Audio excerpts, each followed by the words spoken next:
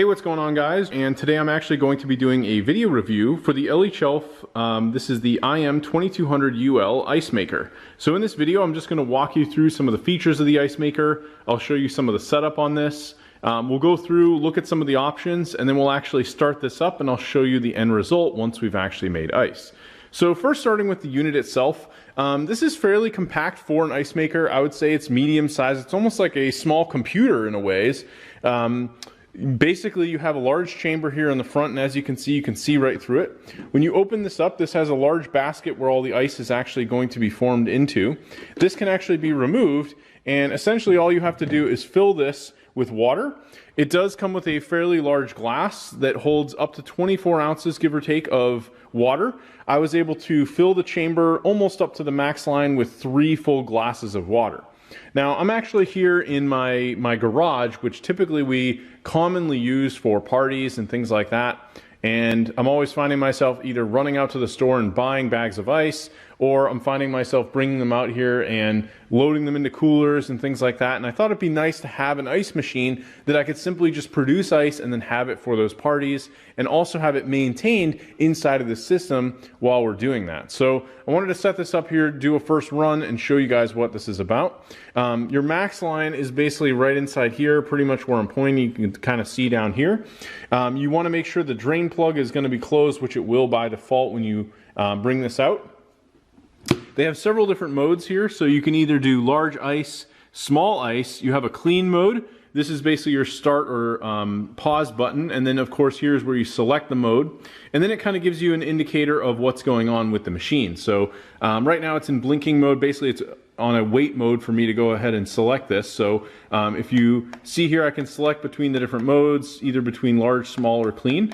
I'm going to go with the large cubes, and of course we're going to put our ice bucket back in. We also do have an included small little ice basically scoop here, so you can use this to scoop the ice out. I'd probably recommend maybe leaving this out during the ice creation process, but sort of up to you. So now we're on large ice. I'm going to go ahead and hit start. And now it's actually in the ice making mode. If there's any problems, whether or not the ice is full or we need to add water, this is going to let me know. One thing it did let me know as well is when you first take this out of the package, you want to wait at least up to 2 hours while it's in the upright position. And when I actually unpacked it, I had to do it upside down just due to the way that it was packed. They do have some tips here on the top. It basically says plug it in. The green light will signal that it's indicating. Open the top lid, remove the ice basket, fill the water reservoir. Do not fill above the max line, and then it takes about 7 to 15 minutes to produce ice. Do not use organic solvent, boiled water, detergent, strong acid, or strong alkali, etc. for cleaning. Now, what I actually did for the water is I have a filtered system back in a sink in our bathroom here in the garage. So I put the filtered water in this, and that way we're going to have a more premium water as opposed to just like generic tap water. In the manual, they do have a really good description going over just about everything in terms of how to use the machine, all the different functionality, what to do before first use, and it really goes through everything step by step.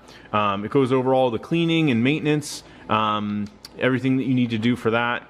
Goes through troubleshooting any problems. It shows you here's like where the drain plug is on the bottom. And then gives you any solutions that you might need if you're running into problems. At the beginning of this, it also goes over just some general precautions and things like safety instructions. So it's a pretty straightforward little machine. But yeah, one of the positives of this was I read that the ice inside here will actually last up to 18 hours. So this definitely gives you all the different functionality here, everything we pretty much went over. But yeah, I'm gonna go back and we'll wait about 15 minutes, come back and show you what the end result looks like. Okay, so the machine's been on for about 10 minutes or so. Again, when I took this out, I hadn't let it sit upright for a little while, so it may need more time for that. But it did actually start to produce some ice, so I just wanted to show you what that looks like on the large setting. It actually produces these little almost spherical type ice cubes, which are pretty cool. They're hollow on the inside, so it probably has some kind of system where it's building up the ice around it, and then it basically is spitting them out here from the top. But overall, eventually this whole bucket will fill. You can then use the scoop to completely, grab these and just put them into your drinks, and these will work great for any size cups. They're not overly large even at the large setting, but you can even make them smaller if you choose to do that. Overall, I'm happy with this ice machine. Just give it some time when you obviously take it out of the packaging, that it sits upright. They're saying anywhere from 2 to and maybe even upwards of 24 hours. But yeah, overall easy to use, doesn't take up a lot of space, and is going to produce quite a bit of ice given what it is that you feed into it. Thanks for watching, and I hope you found this helpful.